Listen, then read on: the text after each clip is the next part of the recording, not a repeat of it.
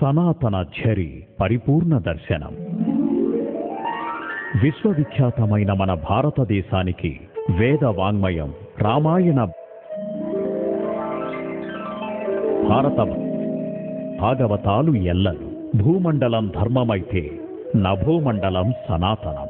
మహర్షులు ప్రవచించిన సకల శాస్త్ర విజ్ఞానాలు, మహోన్నత ప్రతిభా ప్రభావంతమైన కీర్తి ప్రదాయకాలు, వేద ప్రవచిత ధర్మాలు ఈ కర్మభూమికే సొంతం.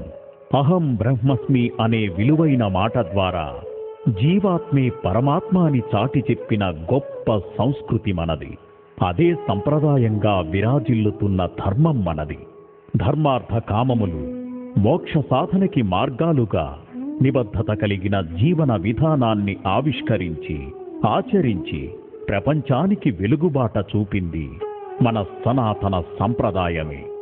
సకల చరాచర సృష్టి సలిపిన ఆ దేవదేవుడికి అనునిత్యం కృతజ్ఞతలు తెలుపుతూ ఆరాధిస్తూ ధర్మబద్ధంగా జీవించడానికి సంకల్పం చేసుకునే సత్సాంప్రదాయం తరతరాలుగా ఈ జాతిని ప్రపంచంలోనే అత్యున్నత ఆధ్యాత్మిక దేశంగా కీర్తింపబడే స్థాయిలో నిలబెట్టింది. అయితే ధర్మం 4 పాదాల మీద నడిచే కృతయుగం నుంచి ఒక్క పాదంతో మిగిలి ఉన్న ఈ కలియుగంలో ఇంకా మనం తొలి పాదంలోనే సంచరిస్తున్నాం. కలియుగే ప్రథమ పాదే అంటూ సంకల్పం చెప్పుకుంటున్న ప్రతిసారి ప్రథమ పాదంలోనే ఉన్నామా అనే వాస్తవాన్ని ఎప్పటికప్పుడు పునరాలోచన చేయవలసి వస్తోంది. ఎందుకంటే మానవ సంబంధాలు ఔన్నత్యాన్ని కోల్పోతున్నాయి. ప్రకృతితో సహజీవనం చేయవలసిన మనం వికృతమైన పరిస్థితి కల్పించుకుంటున్నాం.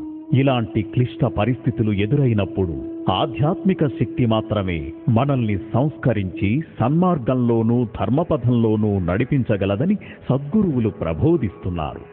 నాగరికత పేరుతో, ప్రపంచీకరణ పేరుతో మన దేశానికి సనాతన ధర్మానికి ముప్పు కలిగిస్తూ అమానవీయత తాండవిస్తున్న మన మనస్సులోనూ మస్తిష్కంలోనూ సరికొత్త జాగృతిని తేవడానికి ఒక వినూత్నమైన కార్యక్రమానికి సంకల్పం జరిగింది.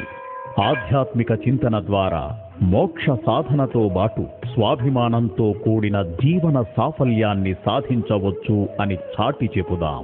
ధర్మదీక్షా కంకణబద్ధులవడానికి ఈ జాతిని మరోసారి జాగృతం చేసే ఒక ఆధ్యాత్మిక తోరణాన్ని ఆవిష్కరింపజేసుకుందాం. గురుదేవుల కృపా కటాక్ష వీక్షణాలతో ఓ మహాప్రస్థానాన్ని ప్రారంభిద్దాం. మానవ వికాసానికి ఒక అద్భుతమైన వెలుగుబాట వెలికితీద్దాం.